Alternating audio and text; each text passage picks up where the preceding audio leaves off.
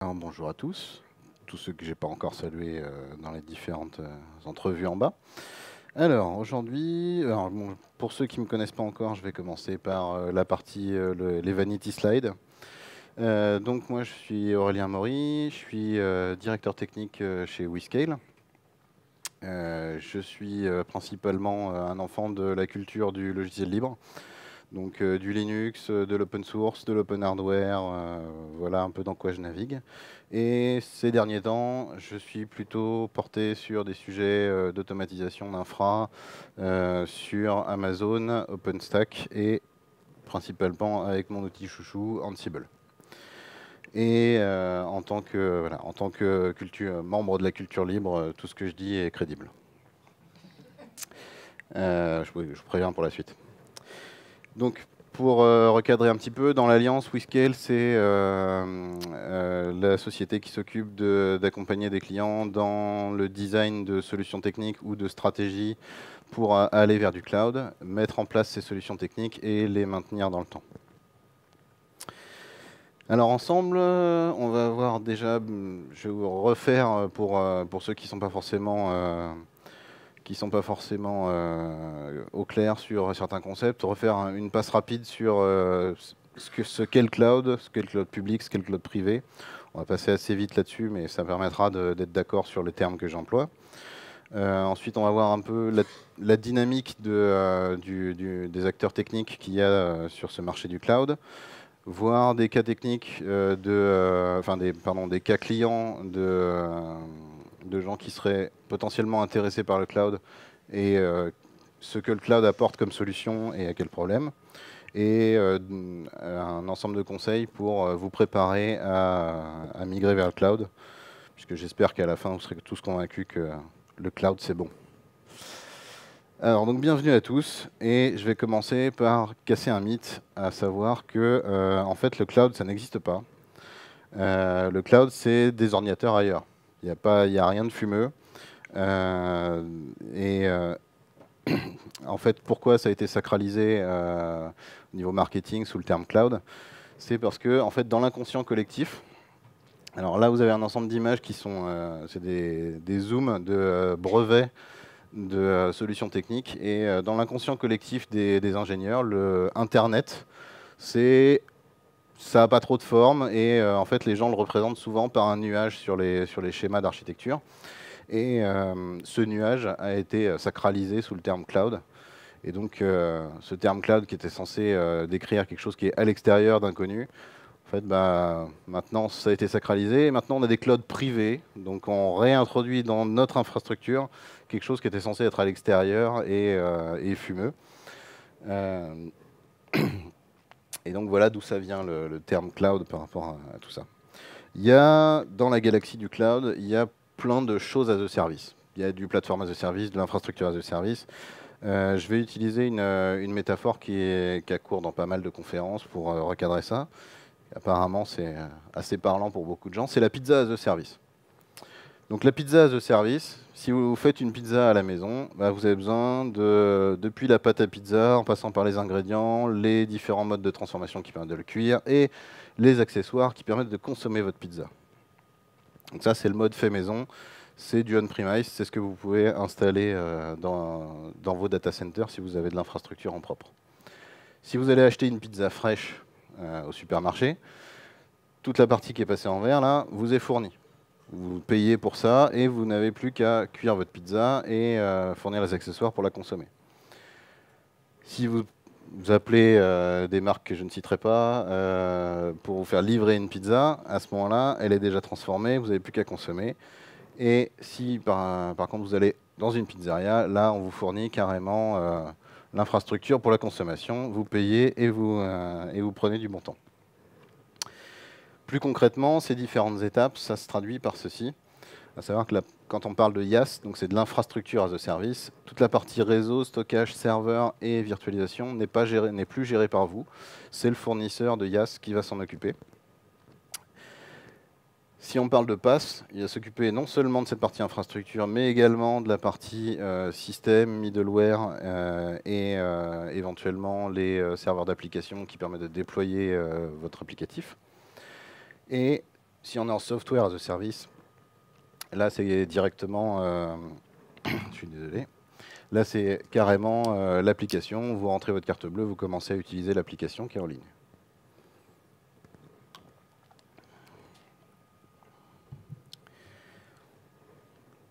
Alors, ma définition, parce qu'il y en a plein, mais ma définition du cloud public, j'ai essayé de la synthétiser au maximum.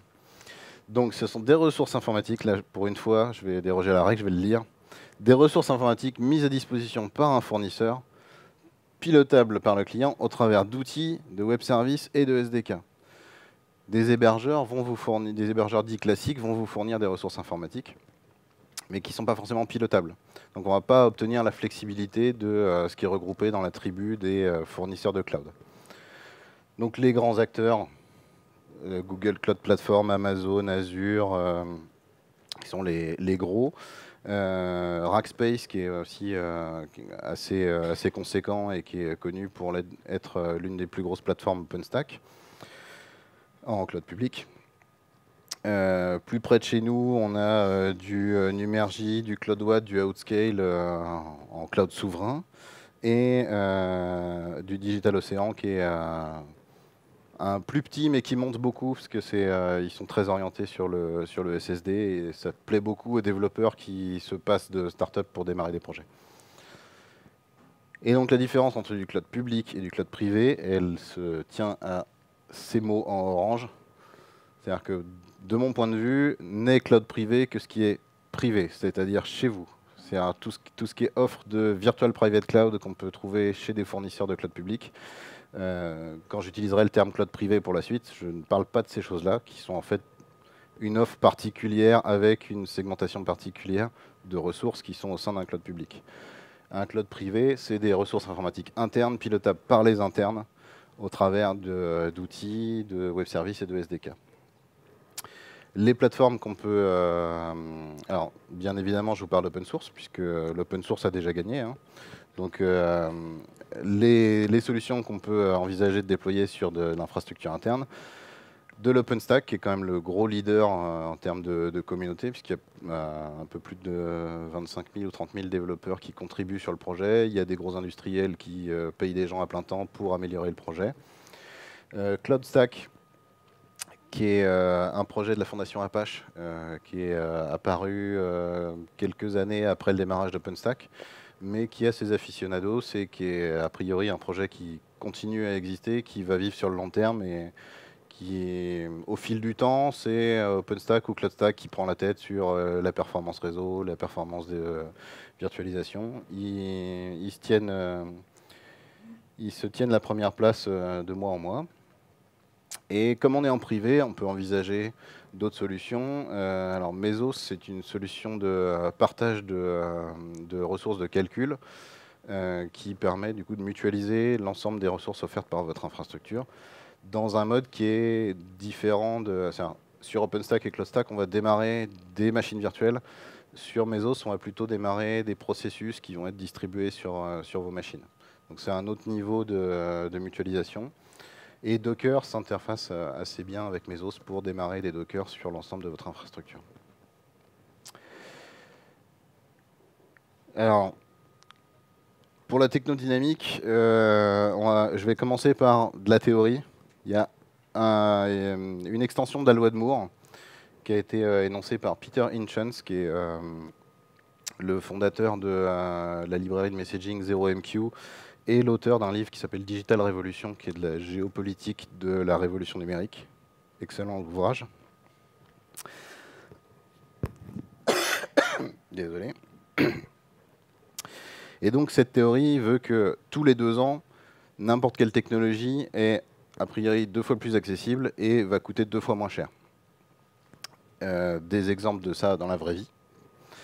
Le prix du gigaoctet en une trentaine d'années a été légèrement lissé. Et c'est ce qui fait aussi que on est passé de cartes micro SD en 2005 qui étaient à 128 mégas et qui n'étaient pas forcément très diffusées à en 2014 des cartes de 128 gigas qui coûtent moins cher et où aujourd'hui il est assez difficile d'acheter un laptop sans avoir un port de carte SD directement intégré dedans. C'est la même dynamique qui fait qu'on est passé de ça, donc l'ENIAC, qui est le premier ordinateur entièrement électronique et reprogrammable, qui a été aussi, alors pour l'anecdote, c'est avec l'ENIAC qu'on a inventé le mot bug, puisque les ampoules faisaient griller des insectes régulièrement, et donc il fallait changer les ampoules à cause des insectes qui se consumaient dessus. On est passé donc en 70 ans de ça à ça, en sachant que l'équivalent de la puissance de l'ENIAC tient sur un coprocesseur arithmétique qui est grand comme à peu près l'ongle de mon petit doigt, et qu'il y en a plusieurs derrière chacune des LED qui se trouvent sur cette image-là. Et par cette dynamique de chute des coûts et de diffusion des technologies, les projections font que bientôt, sur la bande passante de tous ceux qui fournissent des solutions basées sur Internet, eh ben, on va avoir l'apparition de plus en plus d'objets connectés, de plus en plus de voitures connectées.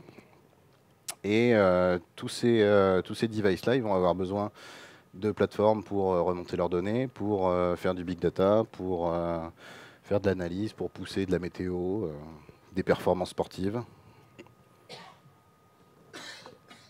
Et donc tout ça, ça impose en fait une échelle industrielle pour les années à venir, qui fait qu'il va être de plus en plus difficile de maintenir une infrastructure en propre, tout en étendant sa gamme le nombre de clients qu'on adresse. Et donc la conclusion de ça, la conclusion que moi j'en fais, c'est que toute résistance est inutile. De toute façon, il va falloir à un moment cloudifier votre infrastructure. Donc la question qui se pose, c'est est-ce que vous allez vouloir gérer votre infra en propre ou pas? Donc si ce n'est pas le cas, vous allez forcément aller à un moment vers un fournisseur de cloud public. Si vous voulez gérer votre infrastructure en propre, vous allez vous retrouver à un moment à devoir cloudifier votre infrastructure, puisque c'est une conférence où il y a quand même pas mal de développeurs qui traînent. Les développeurs sont fourbes. Si vous ne leur fournissez pas quelque chose qui, en interne, est au moins aussi flexible qu'un fournisseur externe, ils vont commencer par faire des POC sur du cloud public. C'est fatal. Ça s'est déjà vu d'ailleurs dans des missions Xebia, voire même dans des laboratoires d'innovation interne qui étaient disruptifs par rapport à la politique de l'entreprise.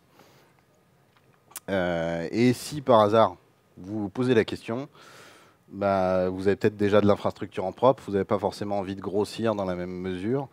À ce moment-là, il y a des solutions où vous allez hybrider votre infrastructure, c'est-à-dire cloudifier l'interne et grossir en externe. Et donc vous allez arriver sur des solutions dites hybrides.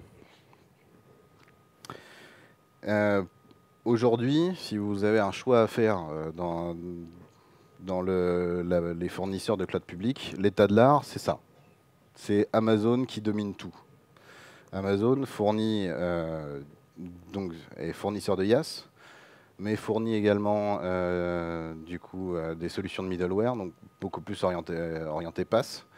Ils font pas vraiment de SaaS à proprement parler, mais ils fournissent tous les outils pour que des milliers de startups puissent faire leur propre SaaS en consommant du Amazon. Et il y a un effet de club qui fait que Amazon, puisqu'il y a dans les data centers Amazon des fournisseurs de bases de données as a service, d'analyse de données as a service, c'est plus intéressant pour certains logiciels d'aller se déployer chez Amazon parce qu'ils vont profiter de la faible latence entre les fournisseurs tiers qu'ils utilisent et l'endroit où ils déploient leur logiciel.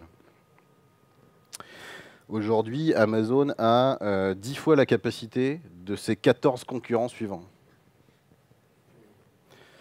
Donc c'est assez énorme, mais ce qu'il faut retenir là-dedans, c'est le nombre 14. Il y a bien plus, enfin là c'est pour la métrique, c'est 14 concurrents suivants, mais il y a beaucoup de concurrents qui grossissent.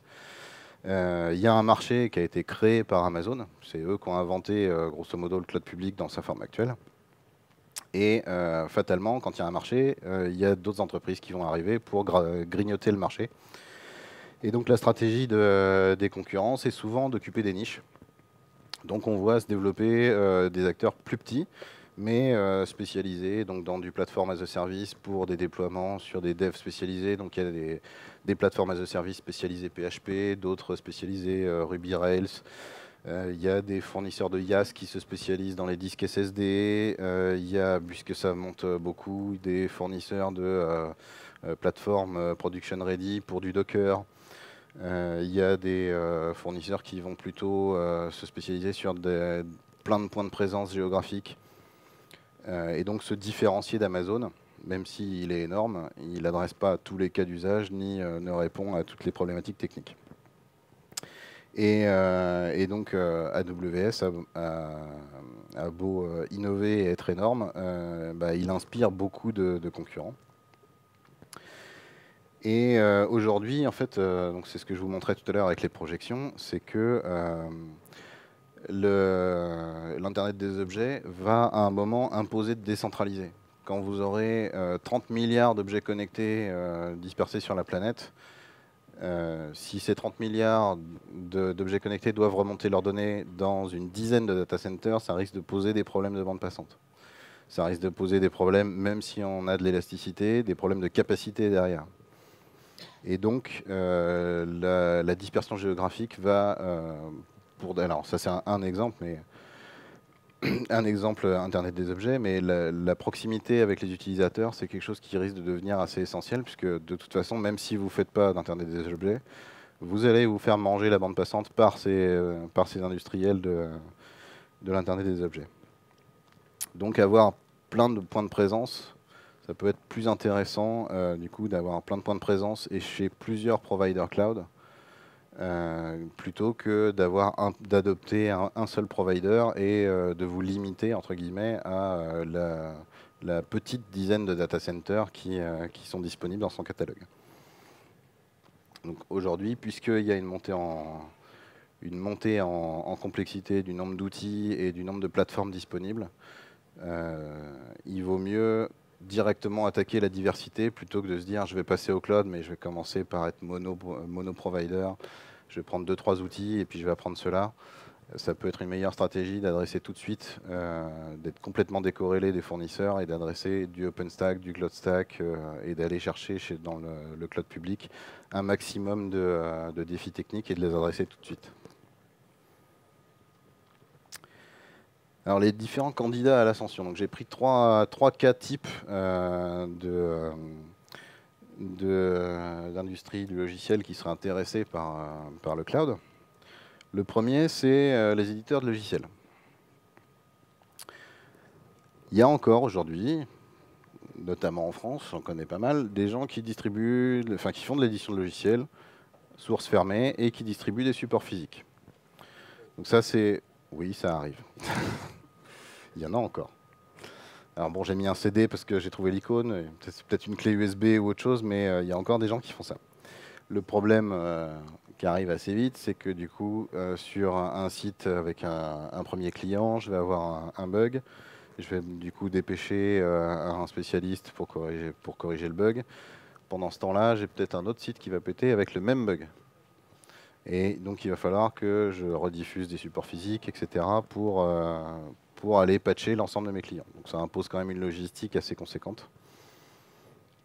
Ce qu'on voit beaucoup plus couramment, c'est ce modèle-là où on va télécharger le logiciel, se l'installer et du coup manager les bugs en faisant de l'analyse sur site, mais en mettant les patchs directement sur la plateforme et en gérant les mises à jour pour du coup dispatcher les mises à jour au fil de l'eau sur l'ensemble des clients.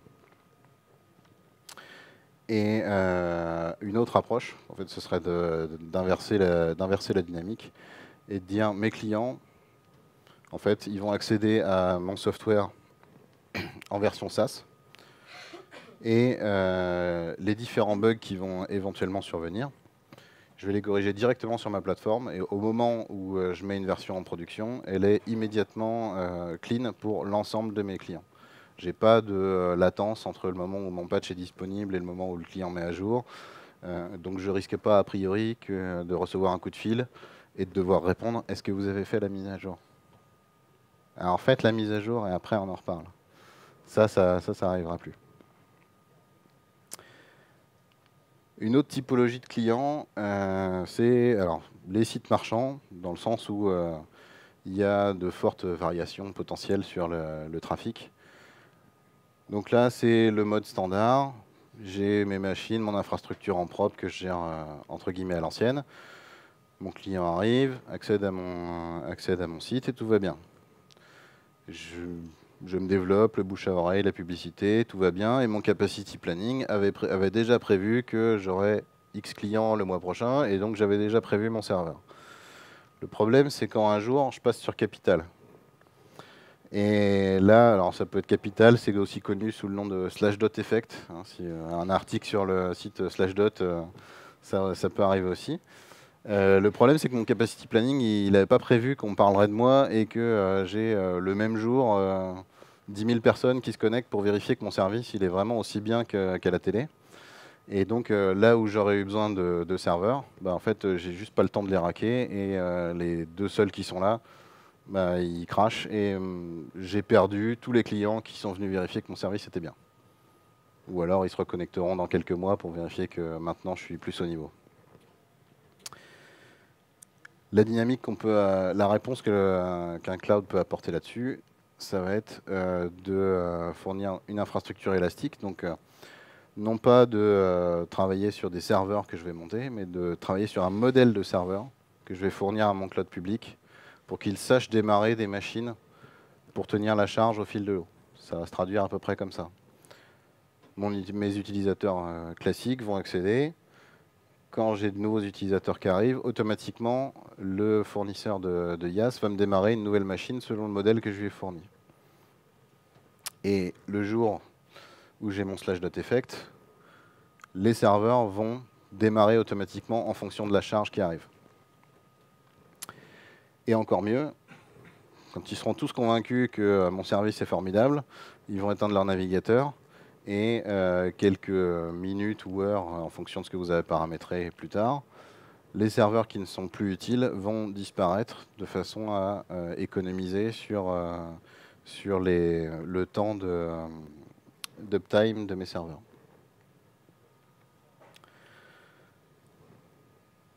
Troisième type de client, c'est les banques.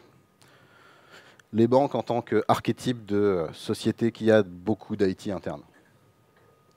Il y a peut-être d'autres boîtes, mais les banques, c'est un bon exemple, je pense. Et souvent, quand il y a beaucoup d'IT interne, c'est organisé comme ça. On a des développeurs et on a des ops. Et les ops, vous voyez, c'est pas innocent, hein, ils sont organisés, ils font rideau entre les développeurs et l'infrastructure. Et donc, mes développeurs, si par hasard, mes développeurs, a priori, développent. Donc, quand il y a un projet démarre, ils vont avoir besoin d'une machine. Mais ça va commencer pas par une machine, ça va commencer par un ticket. Puis, on va commander une machine, on va la racker, on va la configurer, et donc, quelques temps plus tard, la machine sera disponible. Pas de chance, ils n'avaient pas tout prévu dès le début, ils ont besoin d'une deuxième machine. Donc là, il y a encore un autre ticket et encore une autre latence. Et puis, il faut encore un ticket pour rajouter du load balancing. Au final, à chaque fois que les développeurs qui, par nature, ont un travail qui est très itératif et très, très changeant, chaque fois qu'ils vont avoir un nouveau besoin, ça va passer par des procédures. Donc du temps perdu du point de vue de l'équipe de développement et a priori du point de vue des équipes métiers pour atteindre un time to market qui soit le plus faible possible. Et donc voilà, la vie d'un développeur là-dedans, ça se traduit par ça. Et le pire, c'est que ça se traduit par ça des deux côtés. C'est dépiler des tickets quand on est côté Ops, c'est pas forcément la joie non plus. Et donc vu qu'on a plein d'infrastructures, si on se dit je vais cloudifier tout ça, voilà comment on pourrait s'organiser. On va répartir en fait nos Ops et initier une démarche plus orientée DevOps dans l'organisation. Et donc le même nombre d'ops, en fait, on va en répartir une partie pour être gardien du temple de l'infrastructure de prod et on va dispatcher les autres directement dans les équipes de dev. De façon à ce que quand les développeurs réfléchissent à une infrastructure, ils aient quelqu'un qui soit spécialisé là-dedans, qui puisse leur soulever les problèmes, leur donner de bonnes idées, leur donner de bonnes pratiques sur les règles de sécurité, sur la machine supplémentaire qu'il va falloir garder sous le coude en cas de panne de la première. Et donc, voilà, on va arriver déjà beaucoup plus rapidement à quelque chose de raffiné. Et au lieu de démarrer directement des machines, on va inclure dans les livrables à produire par les équipes de dev pardon, on va inclure des scripts d'infra as code. L'infra as code, pour ceux qui ne connaissent pas encore, c'est donc une méthode d'automatisation par des outils pour démarrer de l'infrastructure. Puisque toute mon infrastructure est rassemblée sous un chapeau cloud privé, on va piloter notre cloud privé via ces scripts d'infra as code. On peut réserver une partie des ressources disponibles de l'entreprise au laboratoire des développeurs pour qu'ils puissent tout casser s'ils ont envie sans impacter la prod.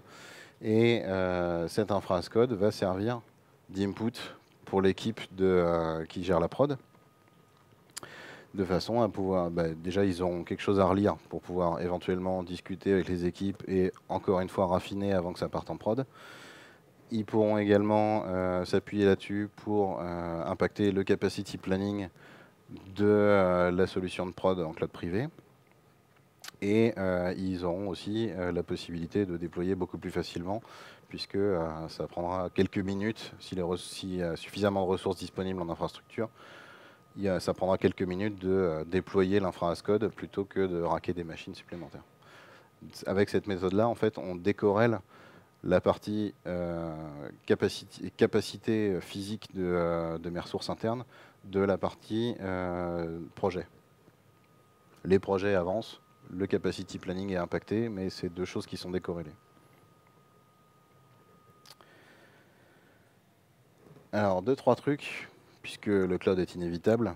Donc, je vais vous donner quand même 2-3 outils pour vous poser les bonnes questions en amont. Et la première question, c'est pourquoi migrer? Qu'est-ce que ça va vous apporter de migrer vers du cloud? A priori, ça va vous apporter plus de flexibilité. Tout le monde aime la flexibilité. Ça va apporter quoi comme flexibilité? Ça va apporter de la R&D qui est beaucoup facilitée, puisqu'on va avoir énormément de facilité à tester des organisations réseau, tester des organisations de machines de façon vraiment très libre pour les développeurs.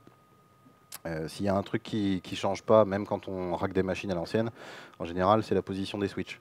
Quand on arrive sur des solutions virtualisées où on peut redéfinir des réseaux, des sous-réseaux, en partant de zéro, le champ des possibles pour vos équipes de R&D est beaucoup plus large.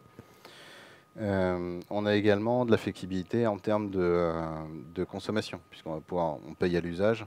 On a vu tout à l'heure le cas de l'élasticité, donc qui permet d'adapter la consommation en fonction de la charge réelle de votre plateforme.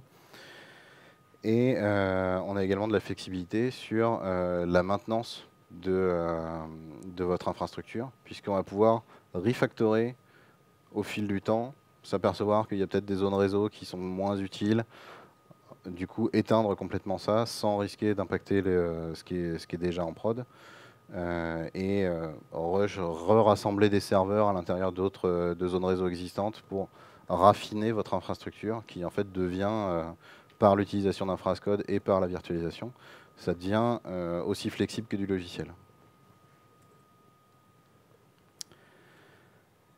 Alors des économies aussi, ça c'est bien les économies. Donc de l'économie, c'est ce que je disais sur la flexibilité de la consommation.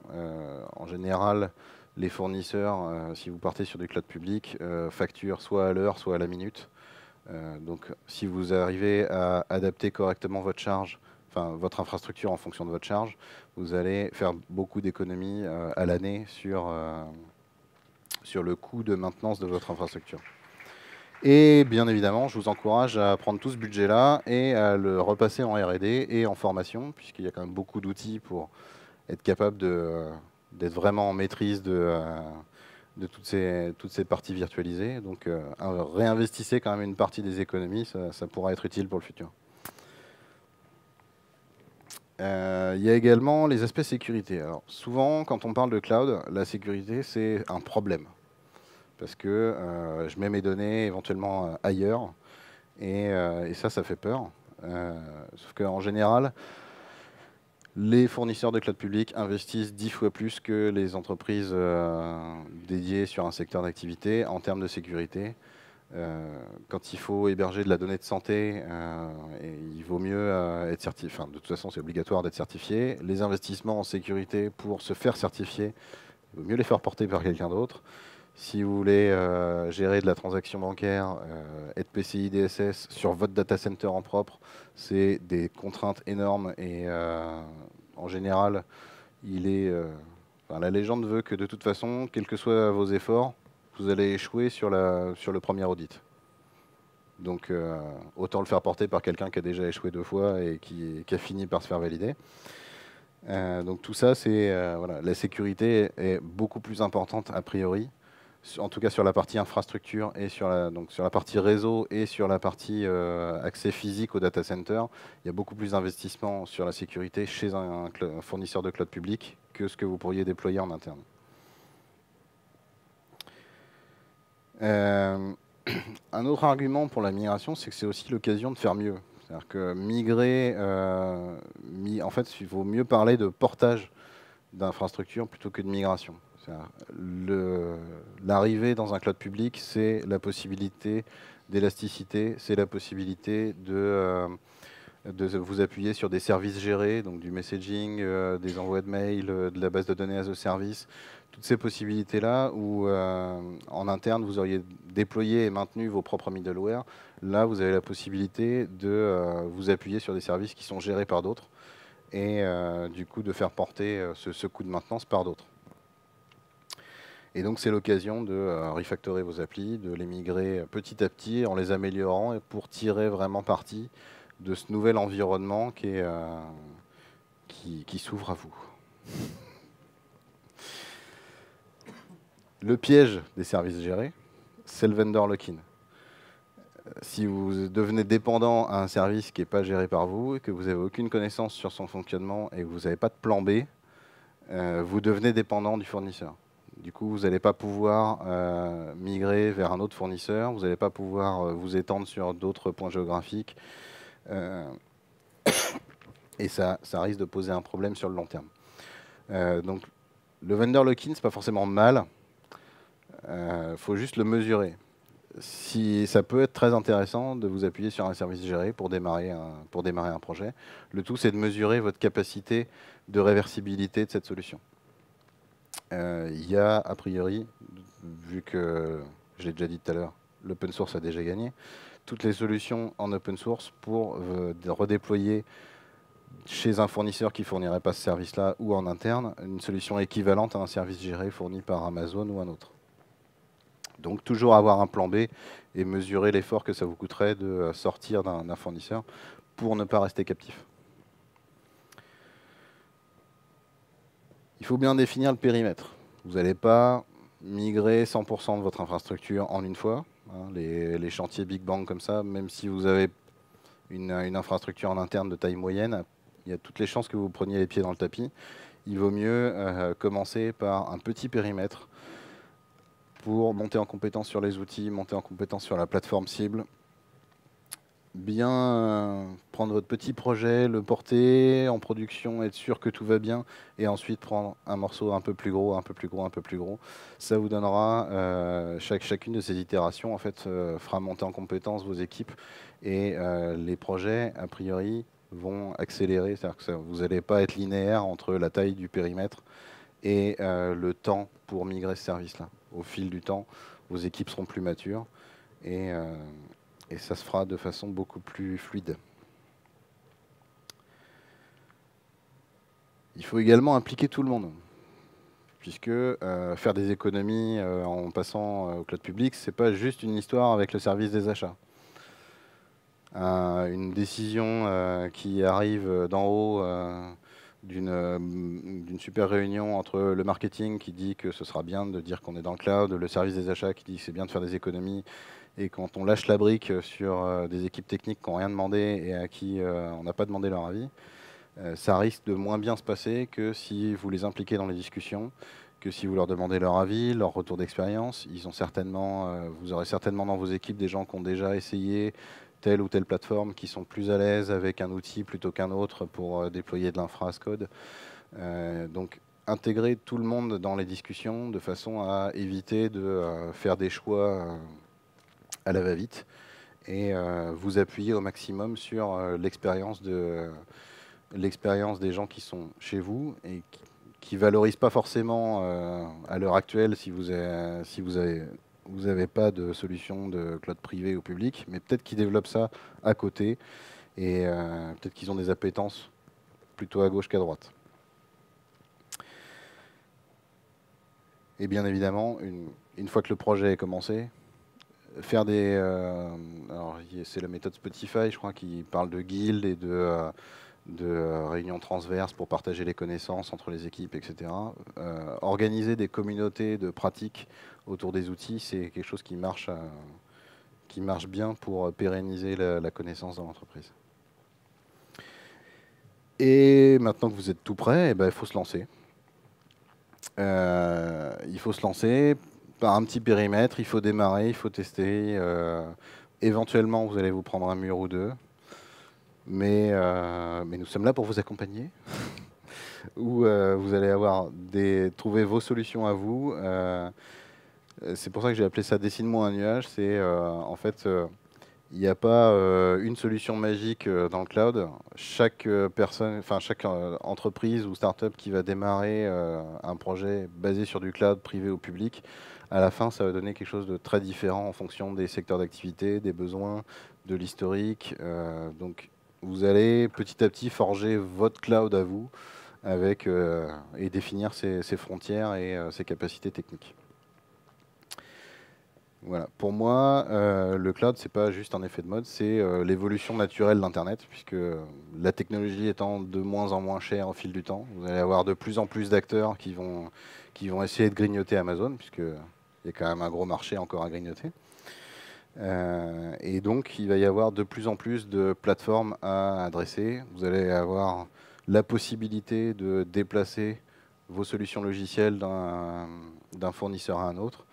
Dans les outils d'infra as code, on voit déjà émerger des outils comme Terraform qui veulent fournir une couche d'abstraction supplémentaire pour définir une infrastructure non pas OpenStack ou Amazon, mais une infrastructure Terraform qui puisse se déployer sur OpenStack, sur Amazon, sur d'autres solutions. Donc toutes ces solutions-là, elles sont déjà en train de monter en termes d'outillage. Et plus vous les adopterez tôt, et plus vous serez à l'aise, et plus vous pourrez éventuellement les orienter vers vos besoins. C'est un autre avantage de l'open source, c'est que si vous rentrez dans la famille open source, vous pouvez aussi y arriver avec vos besoins et orienter les évolutions futures des outils. Et les data centers tels qu'on les connaît, a priori, c'est un modèle qui risque d'être supplanté par autre chose.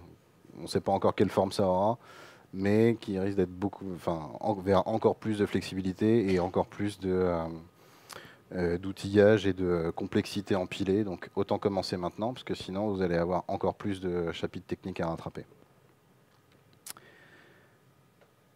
Est-ce que je peux répondre à quelques questions? Oui. Je commence à lire le petit feuillet. Oui. J'ai écouté la conférence et je suis surpris de ne pas avoir entendu parler de OpenShift. Et d'avoir pas entendu parler de Numergy et Coupa qui pour moi sont totalement morts. Et pas trouvé des acteurs qui sont assez prouvés comme OpenShift. Est-ce que vous avez une opinion là-dessus? Acteur éprouvé comme OpenShift, je ne suis pas tout à fait d'accord avec la formulation. Pour l'instant, j'ai entendu beaucoup de gens en parler. J'ai pas croisé encore quelqu'un qui avait de la prod sur OpenShift. Donc, j'ai pas moi d'expérience sur cette plateforme-là. J'ai pas croisé de gens qui avaient des expériences autres que démarrer des petites stacks dans un coin. Maintenant, si vous avez de l'expérience à partager, je serais ravi d'en parler après la conf. Parce que pour l'instant, je dis, j'ai pas vu plus que le laboratoire.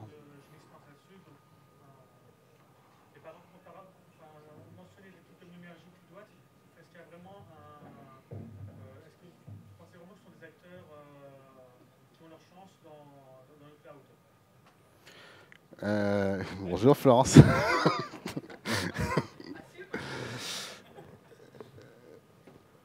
Oui, Si je veux résumer ma pensée, oui. C'est des acteurs qui ont leur place dans la mesure où ils ont un positionnement qui est niche, qui est de dire, nous, on a des data centers en France et on est aussi flexible qu'une solution. Voilà, on est du OpenStack, donc on est flexible, on est un cloud public. C'est un positionnement qui ne va pas forcément être intéressant pour toutes les industries, mais il y a des industries qui sont friandes d'avoir dual OpenStack parce qu'il y a la dimension réversibilité et d'avoir ça plutôt à l'extérieur parce que du coup, ils ne font pas porter leurs coûts de maintenance et d'installation en interne. Il y a aussi pas mal apparemment d'OpenStack qui sont déployés en interne sur des grosses infrastructures.